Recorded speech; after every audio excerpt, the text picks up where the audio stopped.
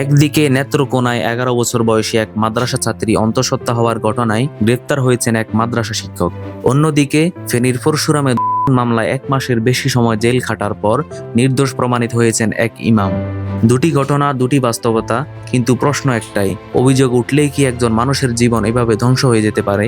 মিথ্যা মামলা দিয়ে ওনাকে 1 মাস 2 দিন পর্যন্ত জেল খাটাইছি। এর পিছনে আমি ওই উকিলের দৌড়াদৌড়ি করতে করতে যাই, আমার জায়গা জমি অর্থ এবং গরু ছাগল যা আছে সব বিক্রি করি ওর পিছনে ফেলে দিয়েছি।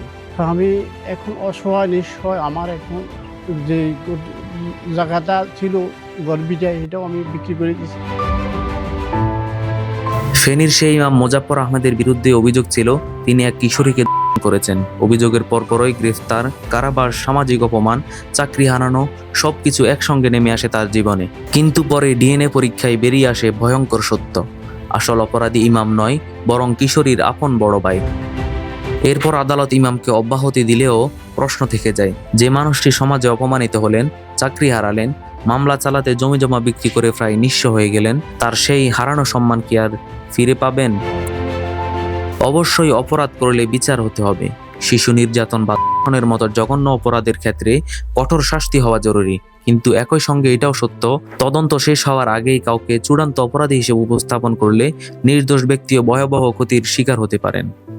আমার ফ্যামিলি আছে, আমার বাচ্চা আছে, আমার বিবি সাহেব আছে, আমার আত্মীয় স্বজন আছে। আপনারা বলুন তো, আমার নামে যে বিষয়টা প্রচার হচ্ছে, এটা আমার ফ্যামিলির লোকেরা দেখে আমাকে কি বলছে, কি ভাবছে? আপনারা সঠিক তদন্ত করুন। সঠিক অপরাধী যে, তাকে খুঁজে বের করবে। আপনারা অপরাধী খুঁজে বের করার আগেই যদি আমাকে অপরাধী বানিয়ে ফেলেন, তাহলে তো আসল অপরাধী পার পেয়ে যাবে। আমাদের সমাজে প্রায়ই দেখা যায়, একজন আলেমের বিরুদ্ধে ছোট একটি অভিযোগ উঠলেই সেটি মুহূর্তেই বড় শিরোনাম হয়ে যায়।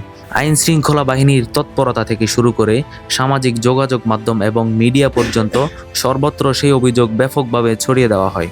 কিন্তু সেই অভিযোগ কতটা সত্য, আদৌ প্রমাণিত হয়েছে কিনা, অনেক সময় আড়ালেই থেকে যায়। ফলে আদালতের রায়ের আগেই সমাজের চোখে একজন মানুষ অপরাধী হয়ে যান।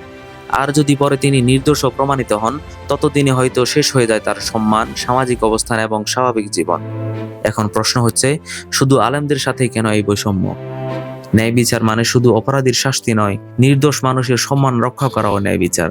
ফজলে আলাহি, নাবা নিউজ 24, ঢাকা।